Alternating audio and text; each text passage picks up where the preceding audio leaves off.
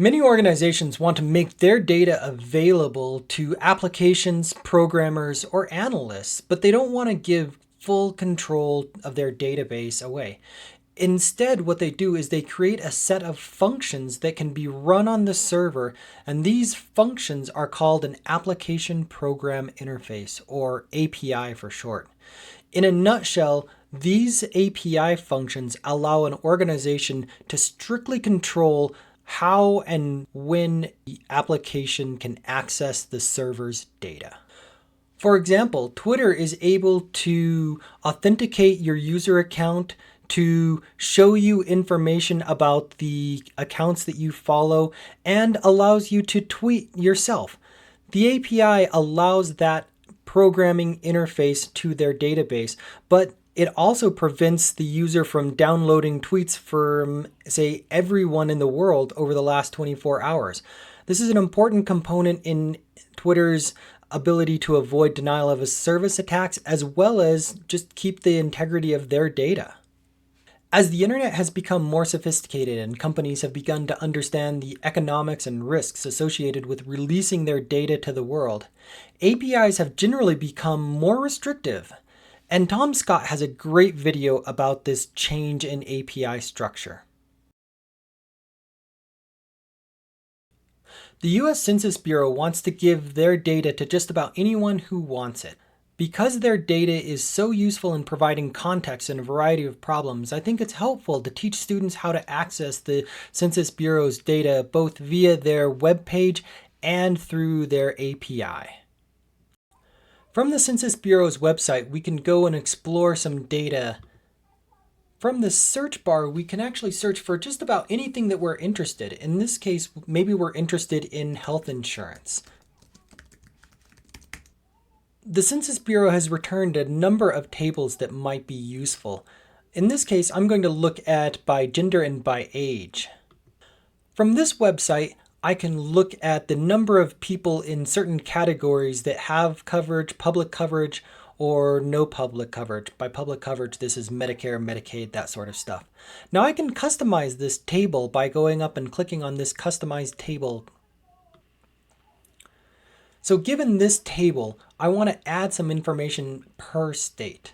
So we'll go and click Geographies, and we'll click All States within the United States, and click Close.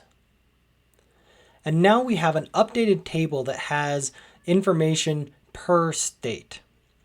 Now, if I like this, I can go ahead and download this, and it'll give me comma-separated values files, and it'll also give me both the 1 year and the 3 year information. Now notice that it also tells me something about the name of the table that we're downloading this.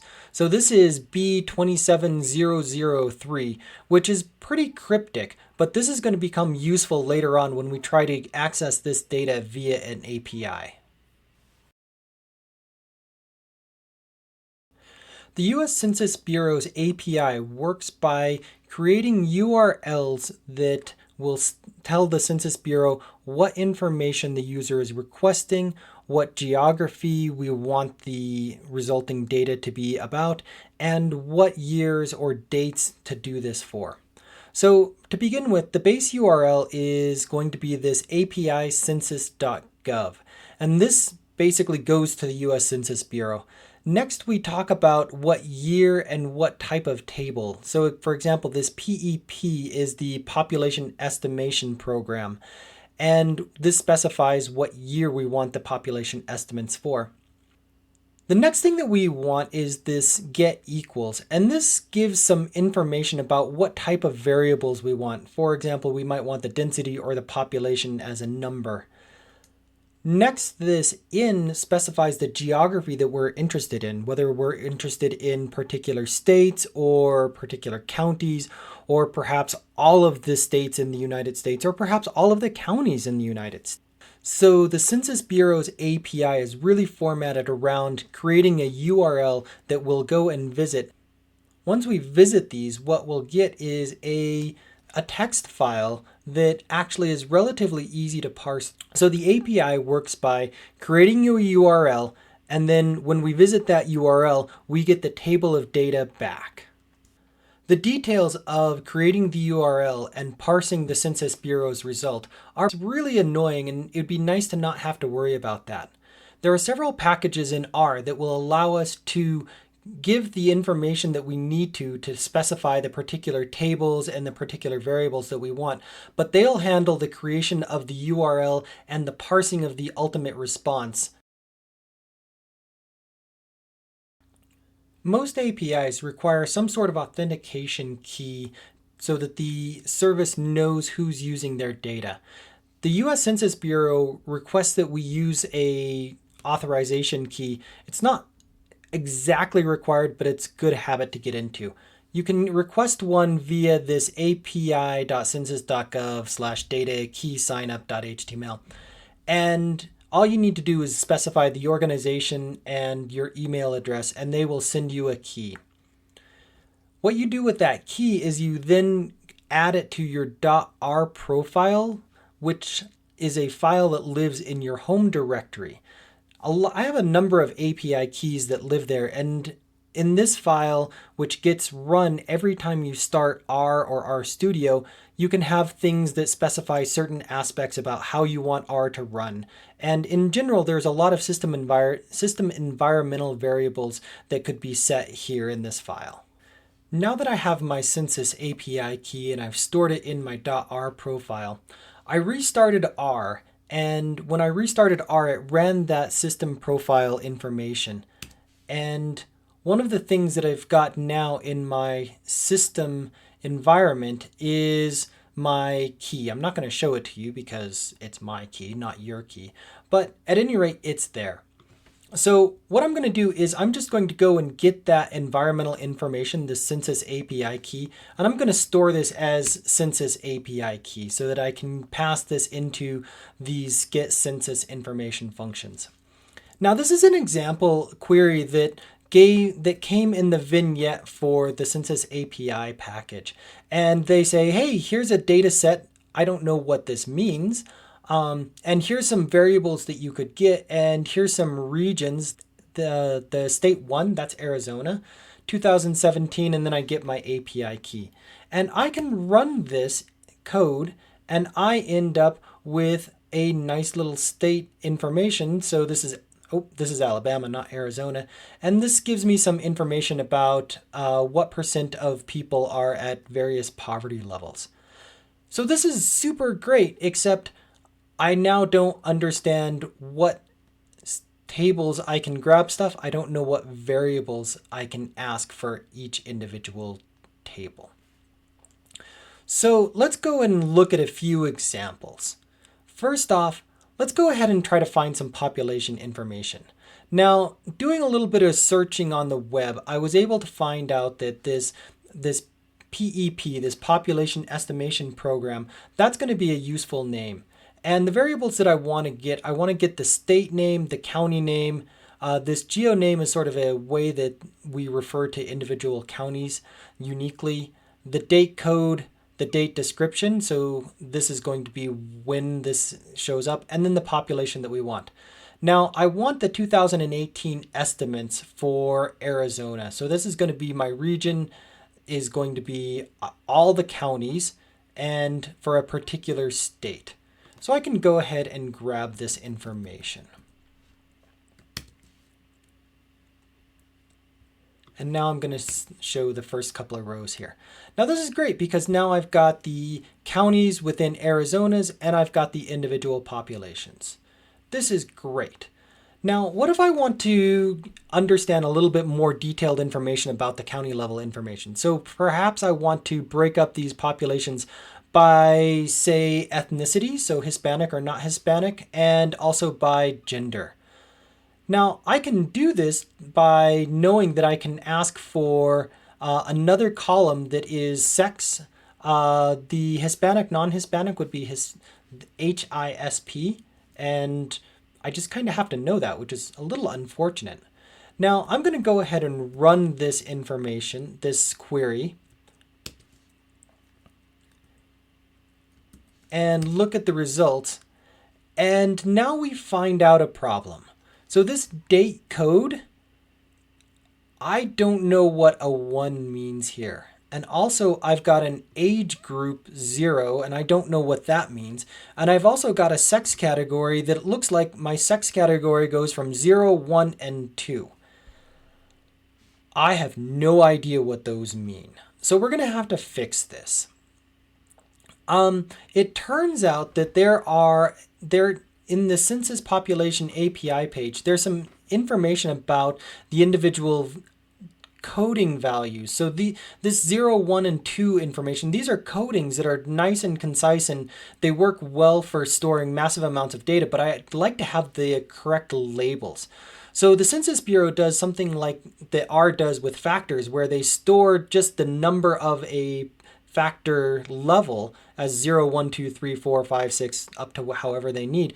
But then we need a mapping to the label. And we can grab this using another call to there's a function name. There's this api.census variable information. And in order to make this simple, I ended up making a function to grab the information. And so we're just going to go ahead and make this function exist. We're going to run this, and then I'm going to go ahead and find out, all right, for all of these, for the coding for sex, what does the 0, 1, and 2 actually mean? And what it turns out is that 0 represents both sexes. So this is essentially a total representation. And then 1 is male, 2 is female. Likewise, for race, we have, this is going to be a relatively long code. The 0, it turns out for the Census Bureau, the 0 always represents a totality. So this is going to be summing across all my races. So 1 is going to be white only, 2 is black only, 3 is indigenous, 4 is Asian, 5 is Pacific Islander or Native Hawaiian, 6 is 2 or more, and then we've got some more detailed information. Likewise, my age group information, again, the 0 is going to represent a total, and now there's something like 40 some odd age groups. So this gets us quite a bit of information, but this is actually kind of a pain to use, but it's not so bad once I take my information that I've got and I can left join it to this mapping that I previously generated, because now we've got this age group and age group description. And so anything with this underscore description is going to be the human readable version of that age group. Likewise, I'm going to do this for both sex and age group, and we'll spit out, say, the first couple of rows of this. And now I've got, within the state of Arizona, I've got my population broken down by gender, so the sex description, and by age, my age description. Again, remember that this age group 0, that's all of my ages. So this is, if I were to just look at my entire population for all ages, both sexes, it appears to be 6,400,000 people in the state. I find that the Tidy Census package is a little bit easier to work with, and I like it a little bit better. By default, the Tidy Census functions will look at your system environment for an API key, and you can install your API key into the R profile file a little bit easier using this Census API key and install equals true. And this will actually take whatever you put in as your census key and actually put it in your .r profile. So this is a little bit easier. Now there are 3 main functions that are going to get used for this Tidy Census package. First is the get estimates, and this is how we're going to get population level estimates. So this is going to be population values. Next is information from the American Community Survey. This has a ton of information, and this is going to be a really handy thing to be able to get. Now, both of these get ACS and get estimates return variables in their Census Bureau encoding. And this load variables function is essentially going to give me my mapping between a variable code and the description. And fortunately, I don't have to build this function like I did in the Census API package. So let's start out with getting our population level estimates for Arizona. So let's start with that. So we're going to start with this Tidy Census get estimates, because this is how we get population estimates. And what we're going to do is we're going to ask for the county level geography information. So I want my population sizes by county. And I'm going to specify that I just want the state of Arizona. If I left this out, this would give me my county level information for all of the counties within the United States. Now the product that I want is this characteristics, and this is going to allow me to break down my population information by both gender and ethnicity. And I also want to have my breakdown labels equals true. So this will also give me the description, not the coded value. And this is what I think most people want. And so this breakdown labels is really nice to have here. And so we can execute this code and look at the result. And what we've got is now we've got the individual county name. We've got the value. So this is the population size. And this is for both sexes and for both Hispanic origins. And then we can look further and we can see males versus Hispanic, non-Hispanic, and there's a whole bunch more values in this data set. So this is actually much, much easier to use for getting county level population values. Next, we're going to go back to our question about how many people had insurance versus not insurance. And if you recall, we had a really nice trick where we could go to the US Census Bureau's webpage and do some searching. And one of the things that we found was we found a table, and it told us what the table number that we wanted was. And so we're going to go ahead and use that table information and basically say, all right, what I want is I want the American Community Survey information for this particular table. And so I'm going to go ahead and execute this. Now, one of the nice things is we've got this cache table equals true. And what this does is behind the scenes, the Tidy Census package is going to say, once I've downloaded this table once, you don't have to download it again. I've already got this information. And so if I make multiple calls to this Tidy Census function over and over and over again, it actually won't contact the Census Bureau. It'll just use the data that it's already downloaded. And so that's a nice thing to be able to do.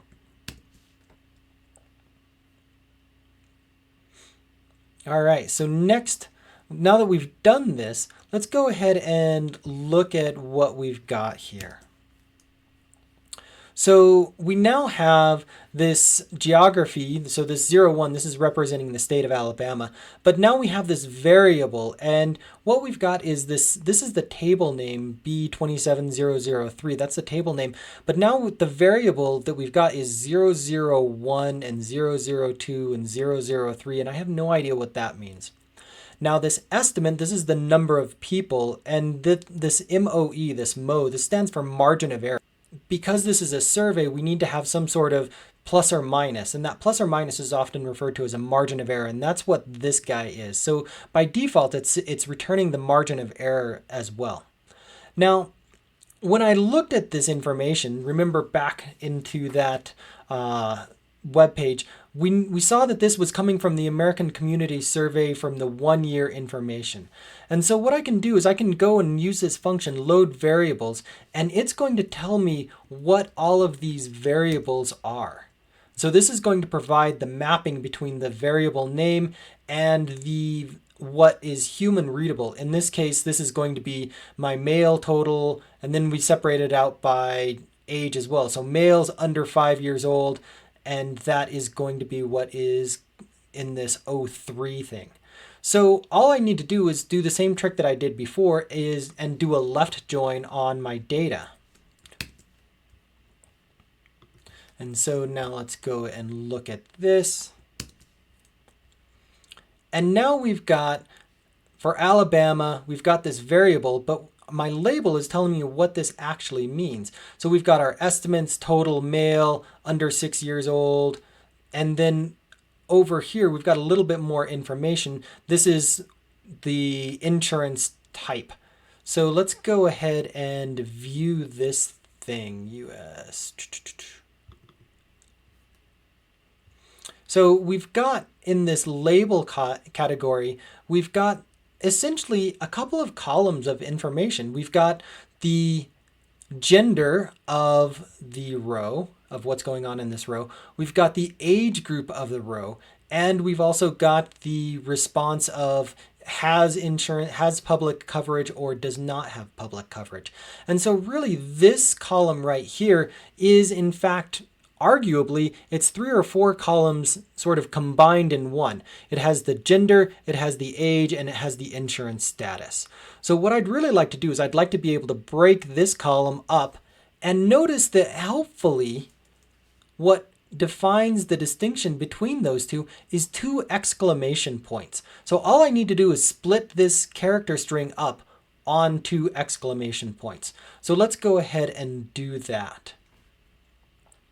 So we'll go ahead and run this first bit where we separate out the label column, and I'm going to separate it into columns for estimate, total, gender, age, and insurance. Cool. So now in this total row, notice that for this age, we don't actually have anything in this age. So this actually is representing some sort of sum across both my males and my females, and across all of my age groups and across all of my insurance groups, which arguably, once I have it in my data in a nice tidy format, if I want that total row, then I could actually just do some sort of summarization across genders and across ages and across insurance statuses. So what I'm going to do is I'm going to just drop anything that has an NA that just got generated, and so that I end up with only the male, with an age group, and with an insurance status that is either with public coverage or without public coverage, not the total row. So I'm just going to drop the NAs, and that's what this command, this next command will do. And after I do that, I'm going to just select the particular columns that I want, which are these guys right here, which will give me my gender, my age, my insurance status, and the number of people in that category, and the margin of error. And then I'll also get the name, which is, in this case, the state name. So with that, I actually have quite a bit of information, and it was easily downloadable into R.